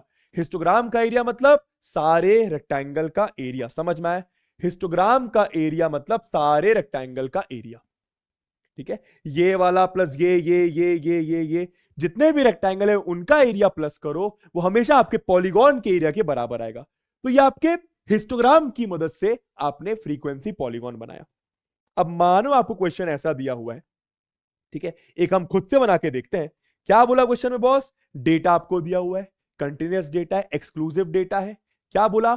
Draw frequency polygon corresponding to this frequency distribution table. आपको फ्रीक्वेंसी पॉलीगॉन बनाना है। आइए अपन इसका फ्रीक्वेंसी पॉलीगॉन बनाते हैं। हिस्टोग्राम की मदद से भी बना सकते हो, बिना हिस्टोग्राम की मदद से बना सकते हो, जैसा आप बोलो वैसा कर लेंगे, बट तुम तो अभी फिलहाल बोल नहीं पाओगे, मैं करता हूं। चलो, तो वाई एक्सिस, एक्स एक्सिस, ठीक है, वही 0 से 100, 10 10 10 10 10 10 10 क्लासेस का 10, तो 0 से 100, 0 से आपका दोस्तों 100 है ना। तो यहां पर मैंने मान लो लिखा 0, यहां पे लिखा मैंने 100, ध्यान देना। सॉरी, यहां पर लिखा मैंने 10, यहां पर मैं लिखा 20, यहां पर मैंने लिखा 30, यहां पर मैंने 40, यहां पर मैंने 50, यहां पर मैंने 60, यहां पर मैंने 70, यहां पर मैंने 80, यहां पर मैंने 90, यहां पर मैंने 100। अब मैंने क्या बताया था, प्लीज फोकस करना। मैंने क्या बताया था बंटा, मैंने ये बताया था कि अगर आपको 0 से 10 दिया है तो इसे जस्ट पहले वाला कौन सा होगा, जस्ट पहले वाला कौन सा होगा, दिमाग लगाओ। जस्ट पहले वाला आपका होगा -10 से 0। और इसमें मतलब ऐसे स्टूडेंट जिनके मार्क्स -10 और 0 के बीच में हो, कितने स्टूडेंट्स है भाई, है ही नहीं ऐसे स्टूडेंट्स, 0 स्टूडेंट्स। मतलब फ्रीक्वेंसी आपकी 0 हो गई, रेक्टेंगल की हाइट 0 हो गई, ठीक है। 90 से 100 के बाद क्या आएगा, 100 से 110, ये इसकी फ्रीक्वेंसी भी 0 हो जाएगी, ये अपन को प्लॉट करना है। तो -10, तो -10 आपका इधर आ जाएगा, ये आपका -10, प्लीज फोकस करना, और 110 आपका इधर। पहली चीज, फ्रीक्वेंसीज क्या है, सबसे छोटी वैल्यू आपको कुछ 2 दिखाई दे रही, सबसे बड़ी आपको 10 दिखाई दे रही है, तो क्यों ना 2 का गैप, यहां पर मैंने 2, फिर 4, फिर 6, फिर 8, फिर 10, 2 4 6 8 10, 2 4 6 8 10 है ना, 2 4 6 8 10, 2 4 6 8 10, 2 4 6 8 10 12, ठीक है। चलो मैं बस चेक कर रहा था, एकदम से कुछ याद आ गया था ना। चलिए बॉस बनाते हैं जरा, यूजिंग विदाउट यूजिंग हिस्टोग्राम बनाते।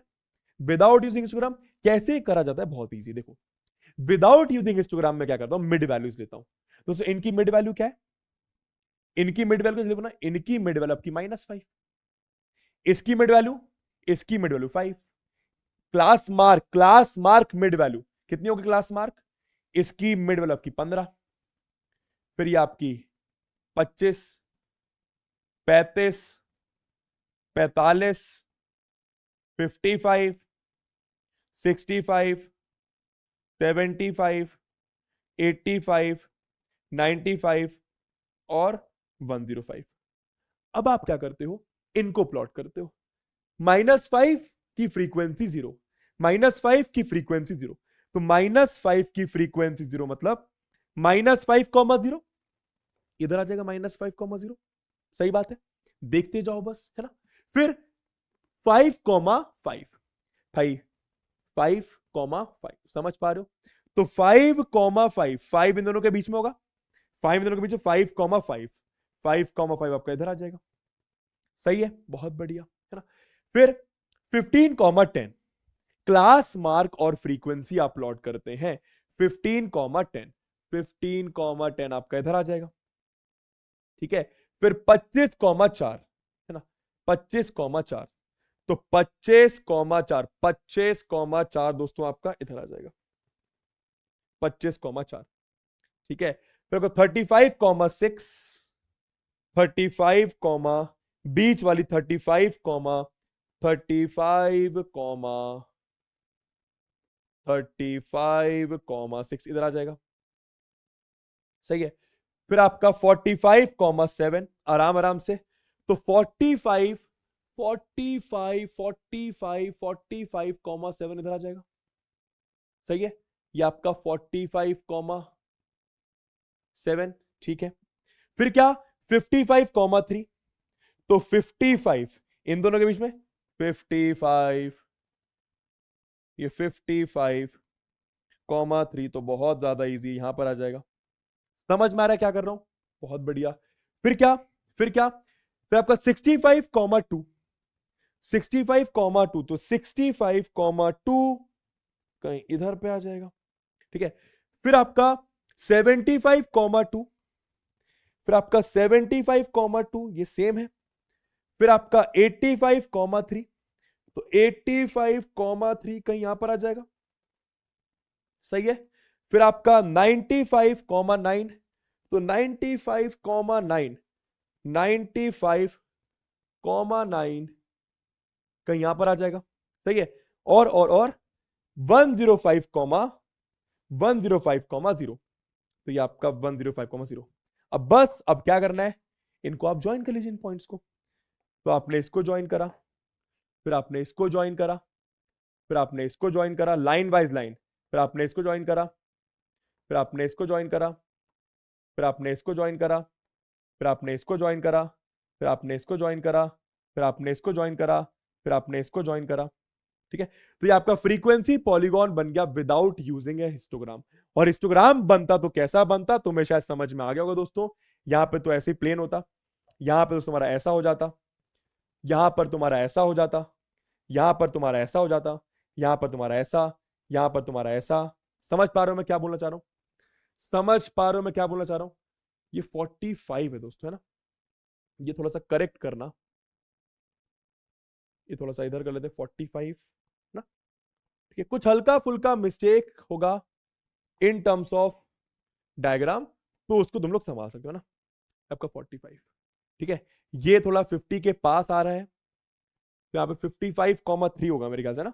55,3 इसको थोड़ा सा करेक्ट कर लेते हैं अपन। ये आपका डिलीट, ये आपका डिलीट, ये आपका 55 कुछ ऐसा आ जाएगा। ठीक है, अब सही है, समझ में आ रहा है क्या बोल रहा हूं? ठीक है, तो ये आपका फ्रीक्वेंसी पॉलीगॉन बन गया विदाउट यूजिंग हिस्टोग्राम। इस तरीके के डेटा को देखिए आप क्या समझ सकते हो, आप ये समझ सकते हो कि बस चल क्या रहा है। मानो मार्क्स होंगे तो पहले मार्क्स बहुत कम थे, फिर बड़े, फिर और बड़े, फिर ऐसे कम। तुम समझ रहे हो क्या हो रहा है, डेटा कैसा चल रहा है, तुम्हें ये समझ में आ रहा है। ठीक है, चलिए आगे देखते हैं। ये वाला क्वेश्चन मेरी तरफ से तुम्हारे लिए होमवर्क प्लीज करके रखना, और कर लेना तो कमेंट में आंसर करना कि कर लिया बबुआ। ठीक है, एक लास्ट क्वेश्चन करते हैं जो कि आपके एनसीईआरटी का है। जैसा कि मैंने बताया फ्रीक्वेंसी पॉलीगॉन क्यों बनाया जाता है, ताकि आप दो तरीके के डेटा को कंपेयर कर पाए सेम नेचर के। फॉर एग्जांपल ये last question of statistics class, आराम से देखिएगा। The following table gives the distribution of students of two sections. तो भाई दो सेक्शन के स्टूडेंट्स के आपको डिस्ट्रीब्यूशन दिए, मतलब सेक्शन ए के मार्क्स दिए, सेक्शन बी के मार्क्स दिए। क्लास इंटरवल वाला डेटा है, एक्सक्लूसिव है कि नहीं, देखो 10 10 20 20 10 10 20 20 एक्सक्लूसिव डेटा है। अपन को क्या बनाना, represent the marks of the students of both the sections on the same graph. दोनों स्टूडेंट, दोनों सेक्शन के स्टूडेंट के मार्क्स आपको सेम ग्राफ में प्लॉट करने हैं, है ना। From the two polygons compare the performance of the two section. फिर कंपेयर भी करना है, मतलब ये बताना है कौन से स्टूडेंट्स बेटर कर रहे हैं। कैसे बनाएंगे, कैसे बनाएंगे भाई, मिड वैल्यूज डायरेक्ट करूं, देखो कैसे करते हैं। ठीक है, तो 0 से 50 तक चल रहा है, 0 से 50 तक चल रहा है बॉस, आराम से देखना है इधर, वर्टिकल हॉरिजॉन्टल, 0 से 50 तक चल रहा है ना।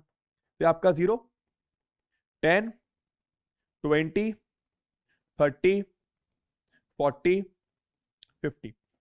फ्रीक्वेंसीज क्या है, सबसे छोटी वैल्यू 1 दिखाई दे रही, सबसे बड़ी वैल्यू 19 दिखाई दे रही। तो 1 से 20, एक काम करते हैं 3 3 का गैप ले लेते हैं। ठीक है, ताकि मेरे टेबल में आ जाए। 3 6 9 12 15, थोड़ा और छोटा लेते हैं इसको। 3 3 6 9 12, 3 6 9 12 15 18 21। ठीक है, बहुत बढ़िया है ना। अब क्या बोल रहे हैं बॉस, चलो करते हैं फटाफट प्लॉट, फटाफट प्लॉट, है ना। तो मिड वैल्यू क्लास मार्क 5, तो 5,3 5,3 समझ गए ना भाई, यहां पे लिख भी देता हूं मैं। ये आपका 5, ये आपका 5, ये आपका 15, ये आपका 25 35 45, ये आपका 5 15 25 35 45, सेम चीज, सेम चीज है ना। येलो से करते हैं, तो 5,3 5,3, तो 5,3 किधर आएगा बॉस, 5,3 आपका इधर आ जाएगा। ठीक है, यहां पे एक और चीज आप प्लीज कर लीजिएगा अपने से, क्या की बॉस आप खुद से यहां पर ब्लैक से कर देता हूं। आप खुद से यहां पे इसके जस्ट पहले क्या आएगा, -0 से -10, सॉरी -0 to 10, क्या बोल रहा हूं मैं, -10 से 0, जस्ट पहले -10 से 0, और यहां पर भी जस्ट पहले -10 से 0। इसकी मिड वैल्यू -5, इसकी मिड वैल्यू -5, फ्रीक्वेंसी 0, फ्रीक्वेंसी 0, है ना। सिमिलरली बाद में क्या हो जाएगा बॉस, बाद में क्या, 40 से 50 के बाद 50 से 60, यहां पर भी 50 से 60, फ्रीक्वेंसी 0, क्योंकि यहां पर कोई स्टूडेंट्स हैं ही नहीं, है ना। तो सबसे पहले -5,0 प्लॉट करते हैं, -5,0, -5 दोस्तों, यहाँ पे आप -10 ले लो, -10, ये आपका -10 थोड़ा सा बीच पीछे ही आएगा दोस्तों, है ना, ये आपका 10 20 30 10, तो ये आपका -10। अब सही है, थोड़ा सा गैप यहाँ पे ज्यादा ही कर देता हूं, 10 20 10 20 30 40 50 60 70, ठीक है, सही है ना। ये आपका दोस्तों -10 कर लो इधर, -10, ठीक है। चलो तो करते हैं, -5,0 इधर आ जाएगा, 5,3 इधर आ गया, बहुत बढ़िया। फिर 15,9, तो 15,9 इन दोनों के बीच में 15,9 इधर आ जाएगा, ठीक है, बहुत अच्छे बहुत अच्छे। 25,17, तो 25 इन दोनों के 25 25 25 25 25 17 इधर कहीं आ जाएगा, समझ गए, ठीक है। फिर आपका 35,12, तो 35,12 35,12 आपका इधर आ जाएगा, ठीक है। फिर तुम्हारा 45,9, तो 45,9 45,9 तुम्हारा इधर आ जाएगा, समझ गए। और 55,0 समझ गए ना, इसकी मिड वैल्यू 55 55, तो 55,0 55,0 इधर, 70 की जरूरत है नहीं, ठीक है बॉस, ठीक है गुरुजी। प्लॉट करो जरा इसको, तो प्लॉट करो तो कुछ ऐसा आ रहा है, ऐसा, येलो से हो जा भाई, ऐसा ऐसा ऐसा ऐसा ऐसा और ऐसा, ठीक है, समझ में आ रहा है क्या चल रहा है, ठीक है बॉस। आगे क्या बोल रहे हैं, चलो ये करते हैं प्लॉट, ग्रीन से करते हैं, चलो। तो -5,0, सेम चीज, स्टार्ट तो सेम तरीके से हो रहा है, ये आपका देखो -5,0 इधर ही आएगा, ठीक है। फिर क्या है, फिर आपका है 5,5 15,19, 5,5 15,19, तो 5,5 कहीं इधर आ जाएगा, 5,5 कहीं इधर आ जाएगा, 15,19, तो 15,19 15,19 15,19 कहीं इधर आ जाएगा, जस्ट ऊपर, हल्का सा इधर कर लो, 15,19, सही है। थोड़ा सा आप इधर हो जाइए, थैंक यू सो मच। चलो 15,19 हो गया, 25,15 35,10 25,15 35,10 25,15, तो 25,15, ठीक है, 25,15 और 35,10 35,10 35,10 दोस्तों आपका कहीं इधर आ जाएगा, सही है, 10 आपका कहीं इधर आ जाएगा, ठीक है। और 45,1 45,1 कहीं इधर आ जाएगा, है ना। और बस ये तो आपका 0 है, 55,0, ठीक है ना, 55,0। करो जरा प्लॉट, तो अगर मैं इसको प्लॉट करता हूं तो ऐसा, देखो स्टार्टिंग में सेक्शन बी के बच्चे ज्यादा मार्क्स स्कोर कर रहे हैं, ऐसा कुछ समझ सकते हो आप, है ना। फिर इसको आपने ज्वाइन करा ऐसा, सेक्शन बी के बच्चे ने सबसे हाईएस्ट स्कोर करा, सेक्शन बी का बच्चा सबसे नीचे आया, फिर और नीचे आया, फिर ऐसा गया और फिर ऐसा गया, ठीक है। अब आपको ये बताना दोस्तों, ग्रीन कलर से आपका सेक्शन बी है, ग्रीन आपका सेक्शन बी है, और येलो आपका सेक्शन ए है। ग्राफ तो आपने बना लिया फ्रीक्वेंसी पॉलीगॉन, ठीक है। ये बताओ जरा कि येलो और ग्रीन में, मतलब सेक्शन बी और सेक्शन ए में, सेक्शन बी और सेक्शन ए में कौन ज्यादा बेटर परफॉर्म कर रहा है, अगर तुम बता पाओगे तो। सेक्शन बी और सेक्शन ए में कौन ज्यादा बेटर परफॉर्म कर पा रहा है, ये कैसे बताएंगे, थोड़ा सा अगर तुम ग्राफ पे फोकस करो, या फिर तुम टेबल्स से ही बता सकते हो, ठीक है।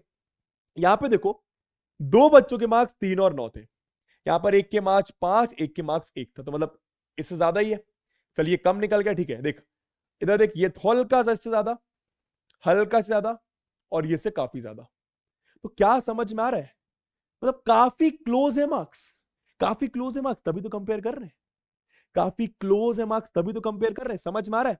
काफी क्लोज है मार्क्स, ठीक है ना भाई। ये इसका पहला वाला बस 2 बच्चे हैं, यहां पर दोस्तों 19 बच्चे हैं, यहां पर तुम्हारे 15 बच्चे हैं, तुम्हारे 10 बच्चे, यहां पर तुम्हारे 1 बच्चा, यहां पर तुम्हारे 9 बच्चे, ठीक है। सही था ना 9? तो क्या समझ में आ रहा है कौन से स्टूडेंट्स ज्यादा बेटर परफॉर्म कर रहे हैं? अगर तुम देखो तो स्टार्टिंग में दोनों सेम था, फिर एकदम से सेक्शन बी वाले बच्चे ने ज्यादा अच्छा स्कोर करा, सेक्शन बी वाले ने ज्यादा अच्छा स्कोर करा, फिर सेक्शन ए वाला बड़ा, सेक्शन बी वाला कम हुआ, ठीक है। फिर सेक्शन ए वाला इधर गया, सेक्शन बी वाला और कम हो गया, सेक्शन ए वाला इधर ही है, सेक्शन बी वाला और कम हो गया। सेक्शन दोस्तों अगर तुम ध्यान से देखो, सेक्शन ए वाले बच्चे ज्यादा अच्छा परफॉर्म कर रहे हैं, सेक्शन ए वाले बच्चे ज्यादा कंसिस्टेंट है ना। तो कंपेयर करने के बाद ऐसा समझ में आया कि सेक्शन ए वाले बच्चे ज्यादा अच्छा परफॉर्म कर रहे हैं, बेटर परफॉर्म कर रहे हैं। समझ में आ रहा है? ठीक है, कैसे समझ में आए वो नोटिस करो। देखो देखो, इनिशियली सेक्शन बी हल्का आगे चल रहा है, फिर सेक्शन बी काफी आगे निकल गया, सेक्शन ए थोड़ा सा यहीं पे रह गया, ठीक है। बट सेक्शन अगर तुम देखो तो फिर इधर गया, सेक्शन बी नीचे आया, सेक्शन ए थोड़ा सा नीचे पर सेक्शन बी और नीचे, सेक्शन ए थोड़ा सा, सेक्शन बी और नीचे, सेक्शन ए एकदम से। समझ में आ रहा है? ठीक है गुरुजी, है ना। एक क्वेश्चन मेरी तरफ से आपको इसी का होमवर्क एनसीईआरटी का प्लीज करके रखना है ना। चलिए ठीक है, करेंगे ना पक्का? तो बस यहां पर आपका एक बहुत आसान सा बहुत मजेदार स्टैटिस्टिक्स लेक्चर खत्म होता है स्प्रिंट वन शॉट सीरीज में, ठीक है। तो बस अब हमारा आखिरी लेक्चर रह गया है, तुम्हें पता है कौन सा, नाम छोड़कर जाना, उसका वीडियो फटाफट तुम्हें प्रोवाइड करवाता हूं, ठीक है। अब हम लोग मिलेंगे दोस्तों फिर कभी और, प्लीज हमेशा बताकर जाओ क्या अच्छा लगा क्या बुरा लगा। आई होप आपको वीडियो से मदद मिली होगी। इसके बाद आपको और कुछ करने की जरूरत नहीं है स्टैटिस्टिक्स चैप्टर में, एक्सेप्ट मेरा होमवर्क बस कर लेना। हम लोगों ने 3 चीजें पढ़ी, बार ग्राफ, हिस्टोग्राम और फ्रीक्वेंसी पॉलीगॉन। हिस्टोग्राम याद रखिए क्या होता है, बार ग्राफ याद रखिए, बार ग्राफ में बार आपका रेक्टेंगल, रेक्टेंगल की 2 चीजें लेंथ और ब्रेड्थ, लेंथ आपकी फ्रीक्वेंसी बताती है या फिर हाइट आपकी फ्रीक्वेंसी बताती है, ब्रेड्थ आपकी सेम रहती है, और बार ग्राफ में रेक्टेंगल्स के बीच में गैप होता है, ठीक है। हिस्टोग्राम आप क्लास इंटरवल यानी कंटीन्यूअस फ्रीक्वेंसी डिस्ट्रीब्यूशन के केस में बनाते हैं, एक्सक्लूसिव के केस में डायरेक्ट, इंक्लूसिव को आपको एक्सक्लूसिव करके बनाना पड़ता है। समझ में आया? ठीक है। हिस्टोग्राम में रेक्टेंगल की जो ब्रेड्थ होगी जरूरी नहीं है वो सेम हो, पर लेंथ या फिर हाइट आपको हमेशा फ्रीक्वेंसी देगी। अगर क्लास साइज अलग अलग है तो फ्रीक्वेंसी को आपको एडजस्ट करना पड़ेगा, एडजस्टेड फ्रीक्वेंसी निकालनी पड़ेगी। रीजन क्या था? रीजन ये था कि एरिया और फ्रीक्वेंसी का जो रेशियो होता है वो हमेशा कांस्टेंट होता है, एरिया और फ्रीक्वेंसी आपकी प्रोपोर्शनल में होती है। फिर हमने क्या सीखा? फिर हमने हिस्टोग्राम की मदद से पॉलीगॉन बनाना सीखा, फ्रीक्वेंसी पॉलीगॉन, और हिस्टोग्राम के बिना फ्रीक्वेंसी पॉलीगॉन बनाना सीखा। बेसिकली वहां पर क्या करते हैं, क्लास मार्क यानी मिड वैल्यू को फ्रीक्वेंसी के साथ प्लॉट करते हैं, और ग्राफ्स डेटा को सेम तरीके के डेटा को आप कंपेयर करते हैं फ्रीक्वेंसी पॉलीगॉन की मदद से। फ्रीक्वेंसी पॉलीगॉन में खास बात क्या थी कि एरिया ऑफ फ्रीक्वेंसी पॉलीगॉन हमेशा एरिया ऑफ हिस्टोग्राम के बराबर होता है, ठीक है। आई होप आपको सारी बातें समझ में आई होंगी। Bye bye, love you all and take care boss, bye bye.